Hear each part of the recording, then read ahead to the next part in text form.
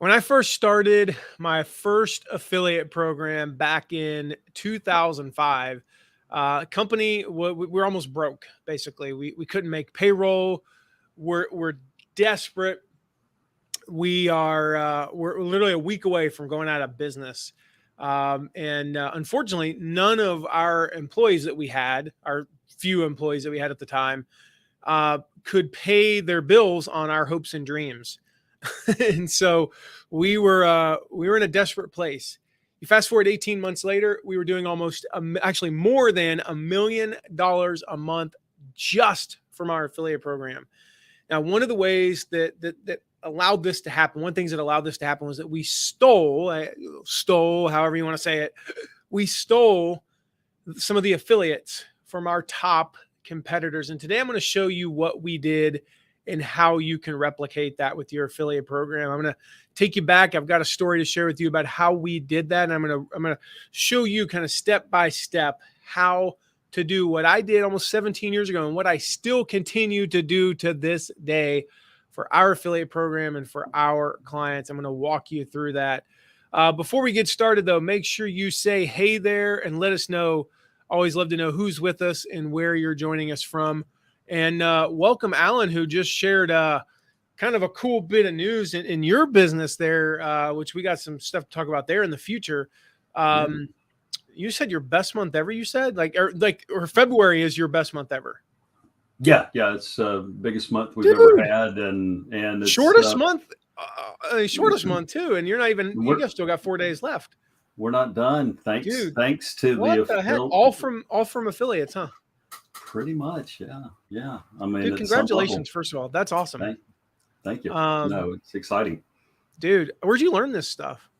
Some guy, I don't know. He wears Mickey Mouse shirts a lot, and he's up north, and he's up north and wearing short sleeves, and I'm in Florida wearing long sleeves. But I do keep a really cold air conditioner in my room. Hopefully, we have a heater in the house that works. Our heater runs like 23 and a half hours a day this time of year. So wow. It's one of those things. I notice it more when it goes off than when it comes on. I'm like, it's really quiet now because my office is 14 feet from the furnace.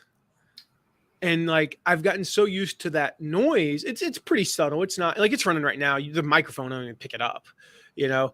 I'm in the studio, which is also about 14 feet, but in a different location. But you know, it's really close. And I've gotten so used to that nice humming, just drone. It gives some nice background noise that when it goes off, I'm like, it's really quiet down here. I need music. And it's like disconcerting. I'm so used to that noise, but dude, that's awesome, man. That is so awesome. Man, so we're going to talk more about that. You know, with you, we'll talk about that in the future. Also want to give you guys a heads up here coming up in, I don't know, we're trying to figure out the exact dates. So Alan, you know, for you, those of you who don't know, he is a professional weight loss coach, and he does not do this hosting with me for the money. We pay him a fraction of what he makes on his own. But you know, he does it because hopefully it's fun for him.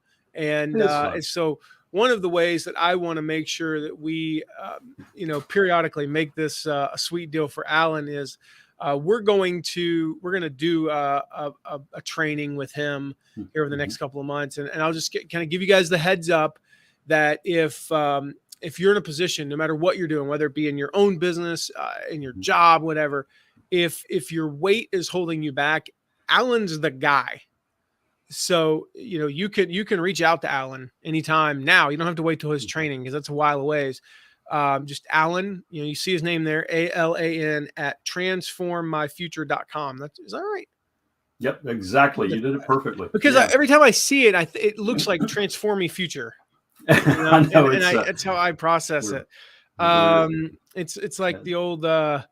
I don't know if you remember back in the day, there was a website that sold pins, and it was pinisland.com. I don't remember that. When I get to be your age, I'm going to have all these stories too. You'll get the joke. It was pinisland.com. I have to write it out. Okay, got it. Write it as one word, like a URL. Anyway, Oh, got yep, it. you picked it up now. There you go. And that was like Yeah, they I literally they missed sold that pins class. though. They Did they sold really? pins. It wasn't just for making fun of it. That's yeah. No. I had to write that. And we're talking And about like a pen, like a yeah, fountain so pen. reach out to Yeah, Alan. He can help you guys. He can help you guys. So we'll do a absolutely. training with him, be a free training. But if you're interested, yeah, he just has best month ever, which is so awesome. So if you know someone who would benefit from today, they need to know how to grow their affiliate program. This is the lesson for them. I am going to kind of reveal a little small piece of our playbook, how to steal your competitors' affiliates. So hit that share button, send them a text, whatever, smoke screen. I don't know if that works or What whatever. can Smoke I can signal. I can I say something too, Matt? I mean, Yeah. just speaking to people who are watching. One of the reasons I do this with Matt, like I said, Matt's paying me a 7-figure fee every month. No, not really. I'm kidding. But the reason I do it Are we? Because is I'm not the one who actually pays you. If we are in fact I paying you know. that much, then I need to have a conversation with our But I CFO. want to say this for people who are listening later. Now, I do this because it forces me to sit here and listen to the gold nuggets that Matt drops. He drops these nuggets, and I'm making notes. Promise you, I'm not just sitting here texting. I'm making notes because the reason I'm having the best month I've ever had is because of some things that I learned from Matt in his process. So force yourself to listen to this, even though you got to look at me along the way and Matt, but it is worth it. So you can have your best month. So I want to give you a little plug there. That's why I do it. Forces me to listen. That's awesome. Yeah. That's awesome. So picture this. You're minding your own business. The phone rings. And this guy on the other end, he's saying, listen, I've got a list of your competitors' affiliates. Would you like a copy? You'd be absolutely insane not to take that. Now, I can't just give that to you. I'm going to show you how. It's kind of the next best thing. I'm going to show you how to get them, how to reach out to them. Back in 2005, when I was first starting out, I think I was like the first person to ever do this, because I remember, I remember sitting there. It was Memorial Day weekend, 2005. And I've shared this story many times, but it was the Saturday of Memorial Day weekend, the morning of that Memorial Day weekend. And we basically had a team meeting, myself and my two co-founders of this company that I ran back then. And we were broke, and we were just flat out broke. And one of the things that was the scariest was we had a couple of, I think we had 3 team members, might've been 2. I think we had 3 though. We had 2 full-time and 1 part-time team member. And I remember going, the worst part about all this is not the fact that, I'm broke. I had like $1,000 to my name. The worst part of this was not the fact that I was going to have to go back to get a full-time job, that I'd failed. It was my second business. My first one failed. This one failing wasn't. I had the philosophy, I knew about founders, and I knew that, companies failed. And I heard something today that was like, talking about VCs, venture capitalists, they won't even give money to somebody who hasn't failed in at least one business before. And I remember thinking, okay, that's not the worst part. The worst part is the fact that we told 2 people, we told one who's part-time, but we told 2 other people, hey, quit what you're doing. They had jobs, come work for us. And the promise was that we would pay them consistently for more than the 3 months that they'd been working for us. And I remember just going, this sucks. It was Memorial Day weekend, 2005. And I said to the guys that I worked with, I said, what are these people called affiliates, right? Like, these are people who promote you, but you don't pay them till after. That's kind of cool. Now, I am not recommending what we did. I'm gonna share kind of what we did in a second. This part I'm not recommending, but we were able to. Well, I'll share it in a minute. I'll share in a minute why I don't recommend it. But it was a pretty good situation for us. We ended up building this to a dollar amount that I just never dreamed was even possible, mostly at the expense of our competitors, and it's completely legit. That's the cool thing. So again, back to Memorial Day 2005, real quick. I spent that Saturday afternoon, all day Sunday, all day Monday. Like, it's Memorial Day. For those of you outside the United States, that means that we basically go to cookouts all weekend, sit around, enjoy the outdoors, go swimming, eat hot dogs and hamburgers, and kind of, gain like 3 or 4 pounds, and whatever, and, imbibe and other beverages. And we have fun. And I did none of that. I was in the office like 18 hours a day, those 3 days, working at trying to figure out how to start an affiliate program. That first month, I got a couple that weekend. By Tuesday morning, I had a couple of affiliates. I still remember our very first affiliate, a guy named Brandon Young. He's from Western North Carolina. He called me up. "Hey, Matt, it's Brandon." If he called me right now, I would still recognize his voice. He could be like, "Hey, Matt," I'd be like, "Brandon." As soon as he spoke, I would know exactly who it is.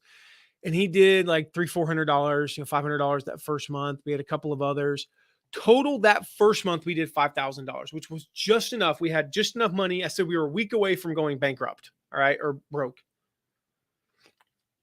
We had just enough money saved up, plus the $5,000 that we made from our affiliates to cover payroll and not have to lay anybody off. Now, I'm not recommending this next part, just for the record, but we brought in that 5,000 and we paid net 30 at that time from the end of the month. Now, we changed that very fast, but that first month we had to. So you brought in the sales for, we had a couple, I think we had, I don't know, like a handful of sales in May, and we paid for those June 30th. But I mean, it was like, $200 in commissions. It was pretty low.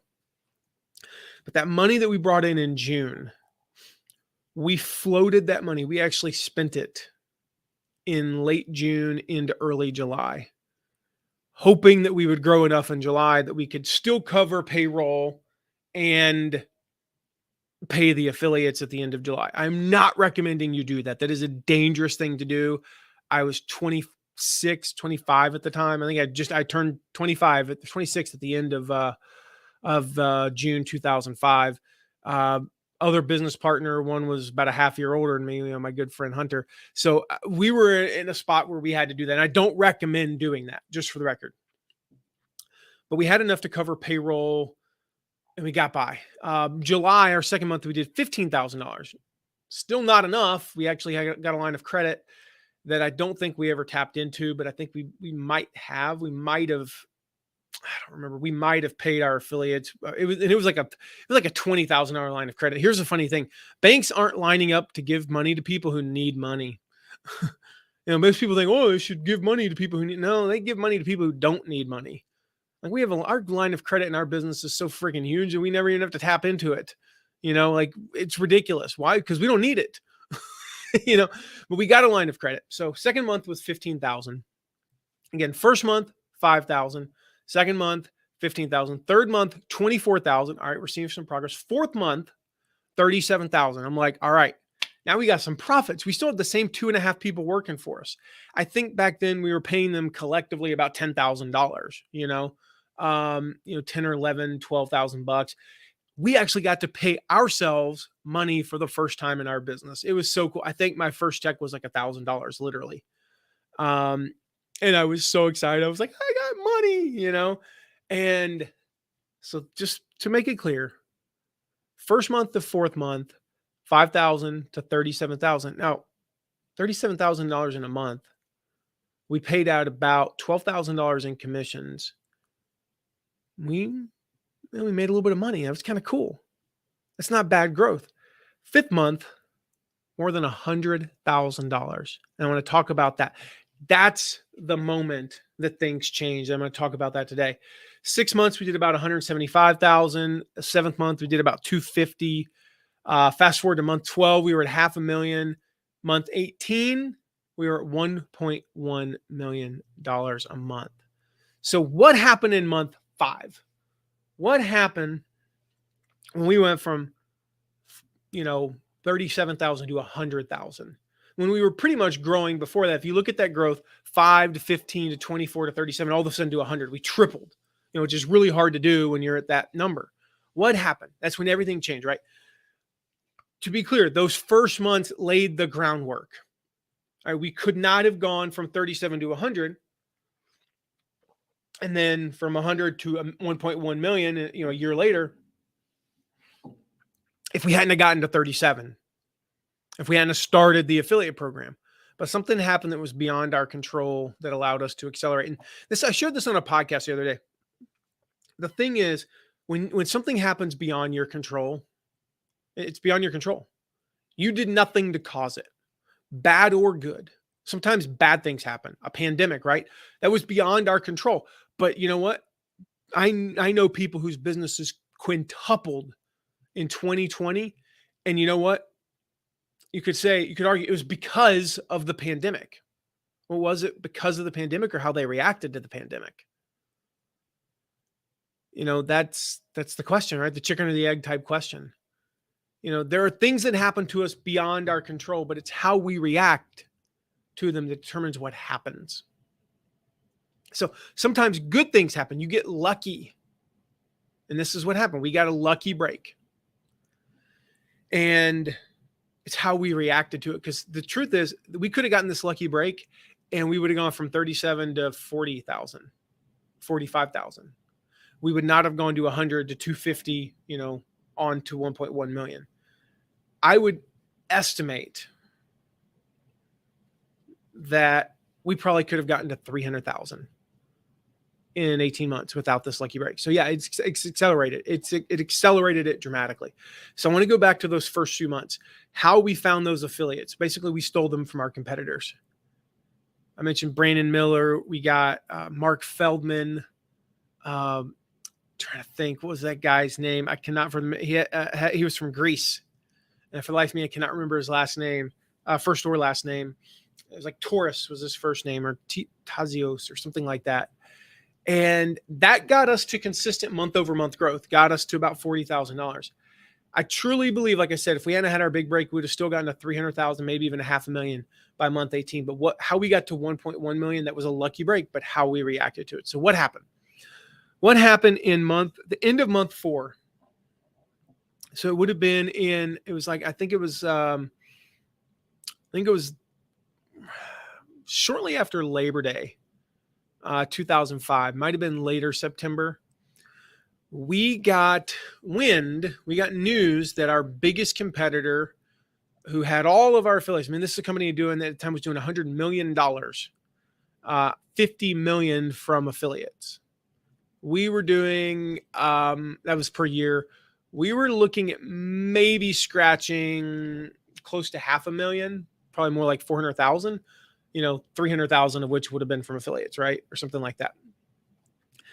They got bought by a publicly traded company. And our first reaction was, oh, yay. Our biggest competitor just got bought by a publicly traded company. They have all the money in the world, and now they're getting what? More money. Woohoo! Yay. So excited. And I was kind of depressed because I'm like, they have all the money. They're going to be able to pay their affiliates more. They're going to be able to do all these things. And then I literally had one of those, I don't know how else to say this, but I had one of those toilet moments where I was sitting on the toilet. And this was before smartphones and all that. So I remember when I had the idea, my first reaction was, I need to write this down now. If I'm on the toilet in my apartment and the nearest writing paper is many steps away, and there's nothing, like I can't just be like, send a text. So I literally kept saying it to myself, like, don't forget, like I kept saying the thing to myself over and over and over again so I wouldn't forget. And I got done doing what I was doing. And I ran to my flip phone, and pulled down the number, and I called our CEO, my good friend Hunter, and I said,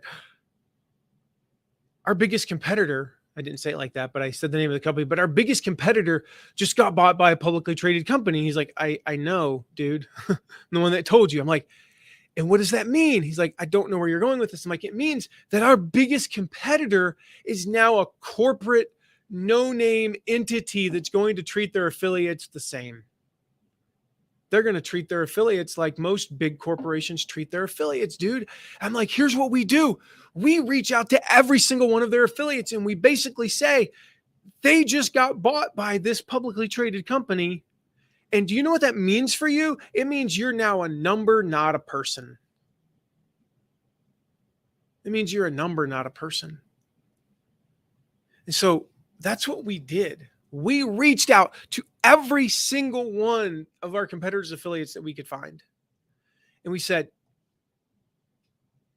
this company got bought by a publicly traded company. I should probably, at this point, I feel like I could say the name of the company and what trouble is it going to cause me, but I'm not going to. They got bought by a publicly traded company. You're a number, not a person. It's a line we stole from a local bank. There was a local bank where we lived at the time. That's been now, of course, bought by like 6 other companies over the last 12 years that use that. You're a person, not a number. And we flipped it and said, you're a number, not a person now. And this is what's going to happen. They have a track record of this. Yeah, kind of gutsy. Like, could they have possibly have sued us? Probably not. I didn't say bad. I didn't say, they were going to do anything or whatever. I just said, you're a number, not a person. That's how their affiliate, I could show you the searches, go search for it on Google. You'll find reports of their affiliates complaining about that. And I said, I wish I had the email, but it was basically something along the lines of, here, this is the name of our company. We're Hometown Quotes. And, with us, we want to get to know you and we want to get to know your audience. I said, here's my cell phone number. Give me a call anytime. Their affiliate manager for the other company did not give out a cell phone number. I gave out my cell phone number. Now, is that scalable and sustainable long-term? No. And did I change my phone number about a year later? I did. And, gave all the people who had it that number and none of the new people. But I gave them my cell phone number. I said, call me. And I started talking to these affiliates, and a lot of them were smaller affiliates that just wanted attention. They wanted somebody who'd jump on the phone with them and strategize with them. They wanted an affiliate manager who gave a flying crap about the success of their business. And we started signing them up 2, 3 a day, a $500 a month affiliate, $1,000 a month affiliate, $200 a month affiliate, a couple $3,000 and $4,000 and $5,000 affiliates, and a $10,000 affiliate. Just one after the other. There was a stretch where, we were aggressive in those first 4 months. And I feel like we signed up maybe, 3 affiliates a week for 16 weeks. It was pretty awesome. We had 35 active affiliates at the end of the 4th month. At the end of the 5th month, we had over 100 active affiliates, and it just picked up and continued. Some of them grew with us, and we had a lot of new ones coming in. And so what happened was some of these competitors, affiliates started switching over to us, and it got noticed. And so while we had to actively go out and reach out to those first 200-300, they just started coming to us and coming to us and coming to us. They started reaching out. I started getting emails literally every other day saying, hey, Matt, we promote so-and-so. We promote this other company. We're interested in, I've heard good things about you guys. We're interested in switching over to you. And I'm like, man, this is easier than I thought it would be, And so we took advantage of the situation. Now, you may not have a situation like that, but the key here is that the situation could have been negative. Our biggest competitor just got bought by a publicly traded company, and we're going to just roll up and, we're going to go into the fetal position, and we're never going to be like them. We never were like them. The weird thing is it didn't hurt them. Their affiliate program, a year later was still doing about $100 million, but they didn't grow. Ours was doing 18 million a year, roughly, about actually more like 17 million. We're doing a little bit over $1 million a month. They were doing almost $10 million a month. We were doing $1 million a month. They didn't get smaller for us to get bigger, but for us, $1 million a month was pretty freaking awesome, pretty significant. So what's the lesson here and how can you apply it? Well, number one, as Alan has up on the screen there, identify your competitors' affiliates. Identify who are your competitors' affiliates. If you need help learning how to do this, I'm going to share a resource in a moment that will help you do just that. We want to identify who's promoting our competition. Bigger, smaller, same size, new, old, bought by a publicly traded company, owned by a hedge fund. Doesn't matter. They're a competition. Who are they? The second thing that you should do is to find that angle, like we did, that makes you a better option. So the angle that we found was, we're not owned by a publicly traded company.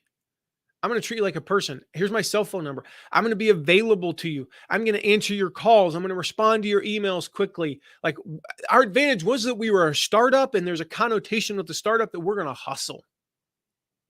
We're going to bring you to Franklin, Tennessee, and we never wined and dined anybody, but we beered and dined some people. We may or may not have had some keg parties with our affiliates. I still remember one of them. We took them out, went to this place called Tin Roof in Franklin, and the lead guitarist for Rascal Flatts was in there. Like, this is the thing you have to understand about Nashville. You cannot go anywhere and not run into somebody famous. It is physically impossible. Nashville, at least back then, it's grown a lot, was a small enough place. The area we lived in had about 125,000 people. So that's small enough. But when you have 1,000 celebrities, literally, people think, oh, Nashville, country music. Try also lots of movie stars and rock stars and athletes and other types, television stars and all that, all live in that area. You couldn't go anywhere and not run into somebody. Like, if you went out to a restaurant, anytime we went to any decent enough restaurant, we were going to see somebody. I mean, I remember, Josh, it was every time. You go to Walmart, you'd see people. I remember running into, what's the matriarch in the Judd family? Naomi? Yeah, I remember running into Naomi Judd at a Michael's craft store. Carrie Underwood in Walmart. Was it Sheryl Crow, and what was her husband? Lance Armstrong sitting there eating dinner one night, So we're there. We run into the lead guitarist from Rascal Flatts. Well, the guy we were with, the affiliate with, was like a massive Rascal Flatts fan. He's like, oh my gosh. So I'm like, hey, let me go introduce you to him. I don't know the guy. I never met the guy a day in my life. I just went up and I'm like, so I literally, thankfully smartphones had just come out, and I Googled Rascal. I didn't even know the guy's name. Couldn't even tell you what his name is now. Googled Rascal Flatts. I'm like, looking, I'm like, yep, that's the guy. I'm like, oh, his name's, whatever, Larry Smith. And I go up and I go, Larry, I'd like you to meet the affiliate's name. I don't know. The guy's name was Lev. I was like, Larry, I want you to meet Lev. And he goes, Lev, nice to meet you. And he's like, oh my gosh, I'm such a big Rascal Flatts fan, blah, blah, blah. You would have thought that Larry was like one of my best friends. He handled it perfectly. Like, it could have backfired. You don't get those experiences when you work with the big companies. So it was about how we're going to treat you. So what's the angle that makes you a better option? Do you have better commissions? Maybe you have better commissions. Maybe you have better conversions. Maybe it's your company culture, like it was with ours. We're a startup. Maybe it's a better fit or alignment with your brand. So this company makes the same thing you do, but they do animal testing and you don't. Is that going to resonate with all of your potential affiliates? Of course not, but it's going to resonate with some. You're going to be on brand with those people. One of our clients, Trisha Brook, she's worked with like actors and actresses like James Gandolfini, Susan Sarandon, Bobby Carnival. I'm trying to think, Steve Buscemi, I think, bunch of others. I cannot think of who. She's worked with like 7 or 8 really famous actresses. That's an angle that you can find that sets you apart. Like, oh, this person teaches speaking on stage too, but has she worked with like 8 celebrities? Has she landed 60 TED stages for her clients? No. So here's the thing. You find that difference, right? It could be the resources that you provide. You just provide, better resources for your affiliates. Whatever it is, like our case, it was that we were smaller. So we reframe the disadvantages into advantages. That's key. Just reframe those disadvantages into advantages, right? Your price point, maybe it's lower, maybe it's higher. That's a difference. Why could both of them be better? Well, ours is lower, so more people will buy it. It's more accessible to people. I know affiliates that we have that their audience just doesn't really buy stuff that's over a certain price point. So we have things that fit that. But higher means you're going to make more commissions. Is the type of product a little bit different? A course versus coaching, a membership versus a course, physical versus digital. Those are the types of things, right? Whatever it is, find a way to differentiate yourself and stand out and talk about that. The third thing is you got to take action. We talked about this, right? We got a great opportunity. We got lucky. Well, what happens when you get lucky? Or what happens when you get unlucky? What happens when something happens that's beyond your control? You take action. You take aggressive action. We struck while the opportunity was there. Granted, it was a toilet idea. I did not go, how can we capitalize on this? And I wish I could say that. Now, today I would, because of this experience. That's why I'm sharing this experience with you. Because of that experience, I now know to do this.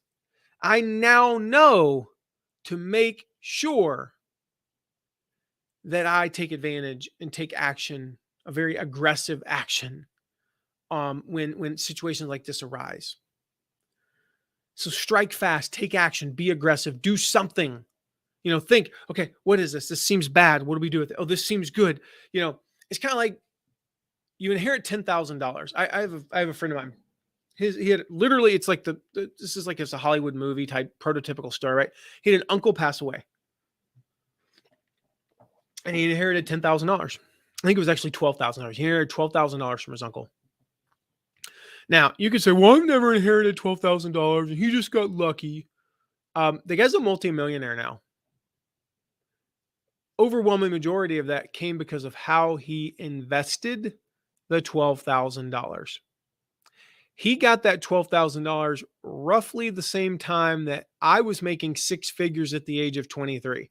Now you could, well, Matt, you worked hard for it. Yeah, I still got really lucky. All right. I discovered a website called Google and how to run ads on it and was making astronomically more money than I was worth at that age. Okay. Me, at that age, went and did a bunch of dumb stuff with it. There wasn't a single time I went out that I wasn't the one paying the tab.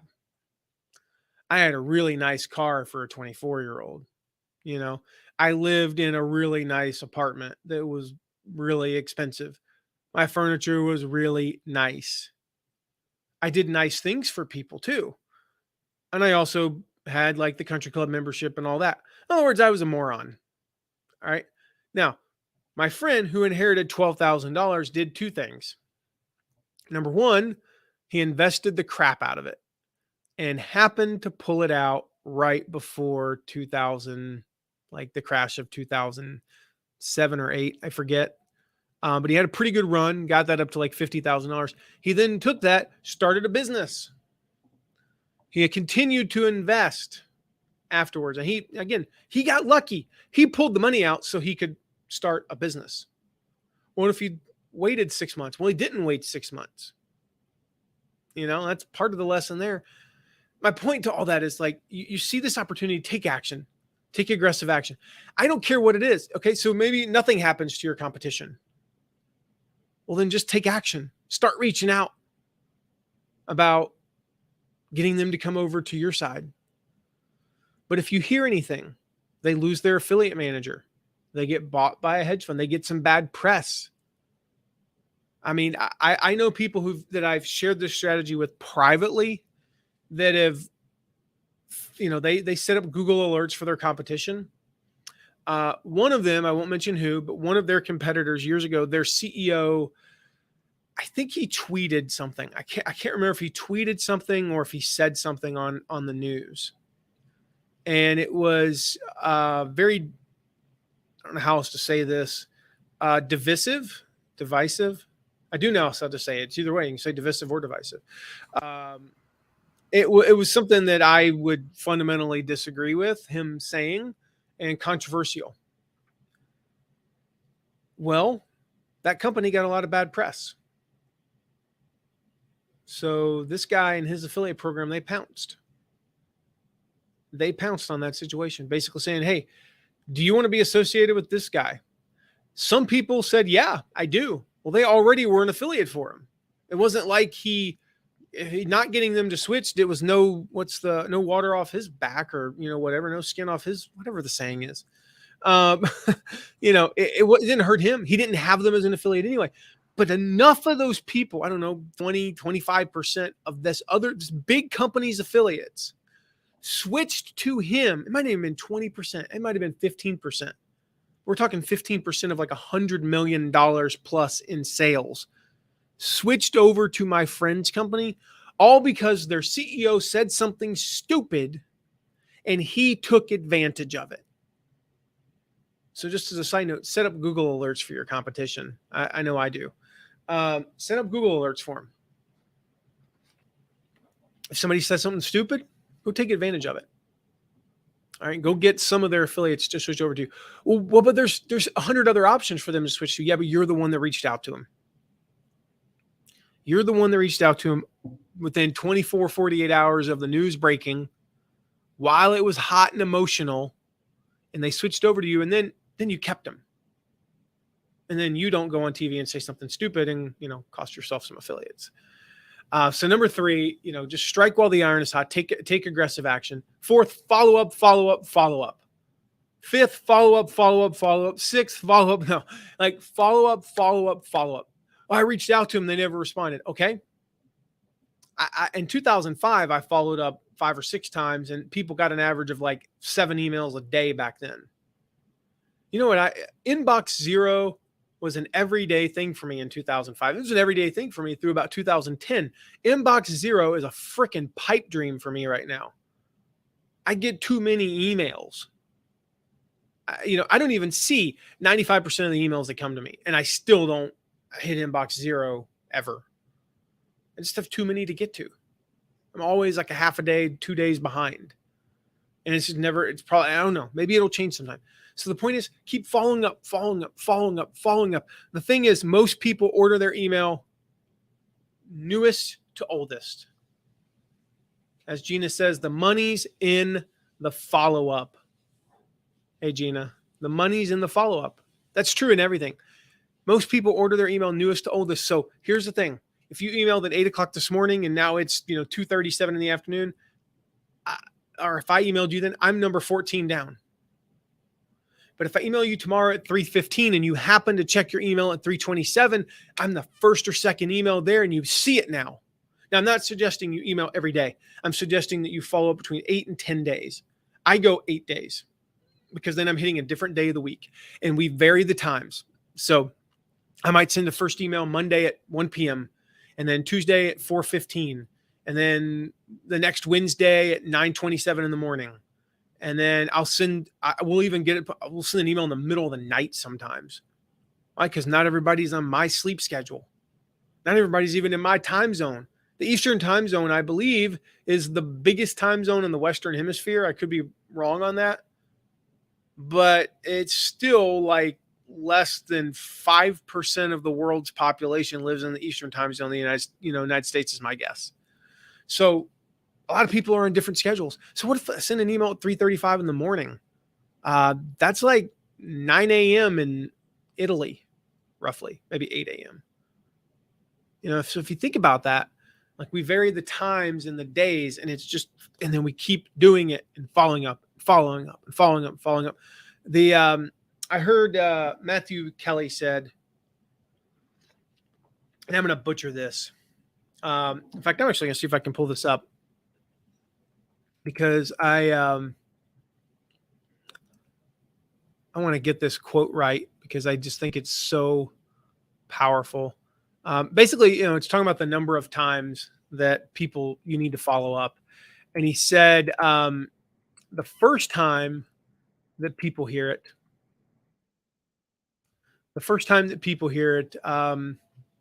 he was using this training to sell students knives. The first time someone hears something, they don't hear it. The second time they hear something, they may have heard it, but it doesn't really register them. This is the third time they hear it, they notice it. The fourth time they hear it, now pay attention. The fourth time they hear it, they say, this is important because it's the second time I've heard it. The fifth time they hear it, it starts to sink in. The sixth time they hear it, they start to think about it. And the seventh time, they remember. And I'm not even talking about that because if they don't hear your first email, they don't see it, then the second time becomes the first time. Sometimes the seventh time is the first time. And then they mark it to follow up and they forget about it. But it's the eighth time that they read it and respond. Follow up, follow up, follow up. And then fifth, rinse and repeat. So do this with the next one and the next one and the next one. Okay. Every time something happens, your competition's in the news. It could be bad. It could be good. Them getting bought by a publicly traded company definitely didn't seem like bad news to them. Now, it turned out it wasn't really good news. I did hear later, years later, I shared that story and somebody connected the dots and they asked me, was it such and such company? And I said, yeah. We had another company do that in our industry. The first company that got bought by a publicly traded company, the second company got bought by the same publicly traded company. And we did the same thing. Did the exact same thing. We were a little bit late on that one, in part. Basically, we were lied to. We were told, we had heard it was happening, but we're told that it wasn't happening. And by the time we found out about it, the news had kind of broke and we kind of missed the boat. And some of our other competition actually did the same thing. So just as a side note, like, speed kills, speed is what works. So the point is, just keep rinsing, repeating. Do it again with different companies. Do it. Find different angles. It doesn't have to be that some big news broke with them. It could just be that you look at them and go, man, all their stuff is, all their stuff's with a man and I'm a woman. Cool. Reach out to the people and say, would it serve your audience to have a woman presenting this? That's an angle. Would it serve your audience to have a minority face presenting this? Would it serve your audience to have a short person, a tall person? I don't know. Somebody who isn't a PhD, somebody who is a PhD. Somebody who speaks with a Southern accent, or somebody who has a pretty neutral accent like me, because I grew up in the South to parents from the North and I live in the Midwest. I'm screwed. I basically have no accent is what I've been told. Although like people like hardcore Northerners, like especially Northeast, think I have a little bit of a Southern twang, and I can. If I spend about 3 minutes down South, it'll start to come out. Like when I came back, I had to notice this when I came back I was down in Florida and North Carolina for a while. And when I came back, Florida wasn't so bad because I wasn't really around a lot of Southerners down there. In fact, I was around a lot more people from overseas than I was people from the South. Then I spent a week with my mom and my sister and that whole side of the family in North Carolina. And I don't know how else to say this, but they're Southern. Like when you drove through South Carolina, it happened. We were in South Carolina for like 7 seconds. It just happens. I lived there 25 years. It just happens immediately. We did stop at Bojangles. I sent you that picture, Mm-hmm. How do you, tell me you're in South Carolina without telling me you're in South Carolina? The picture of add pimento cheese to any menu item for 69 cents is definitely a sign you were in South Carolina.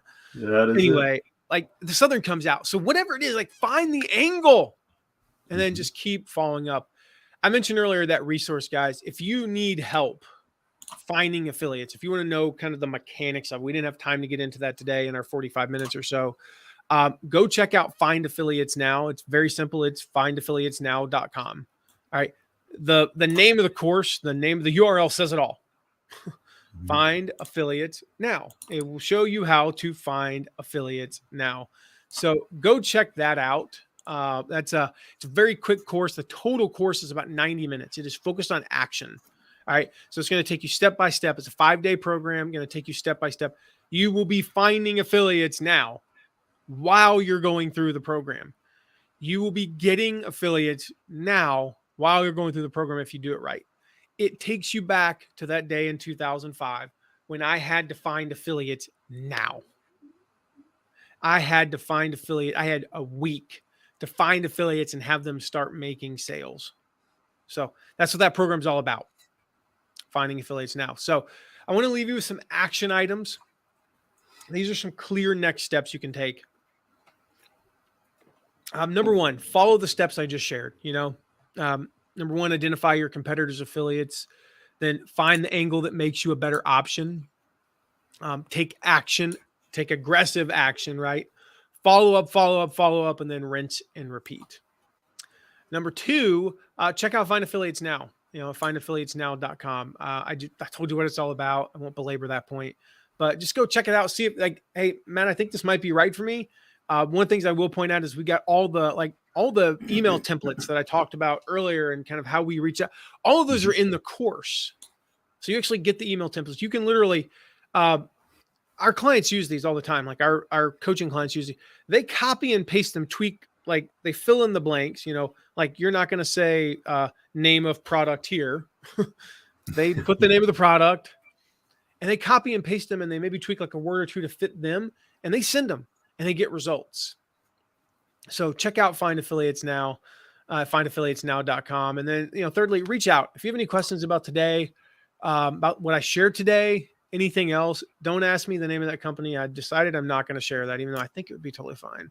But any other questions about what we discussed today or just in general, help you to grow your business, you can text me anytime at 260-217-4619.